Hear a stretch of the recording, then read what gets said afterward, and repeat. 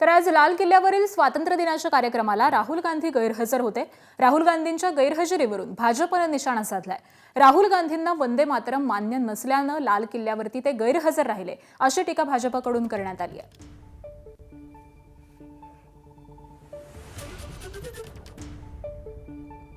तर विरोधी पक्षनेते राहुल गांधी हे आज लाल किल्ल्यावरील पार पडलेल्या या मुख्य सोहळ्याला अनुपस्थित होते आणि त्याचवरून आता भाजपनं राहुल गांधींवरती निशाणा साधलेला आहे। राहुल गांधींना वंदे मातरम मान्य नाही आणि त्याचमुळे या मुख्य सोहळ्याला लाल किल्ल्यावरती ते उपस्थित नव्हते, अशी टीका भाजपकडून करण्यात आलेली आहे।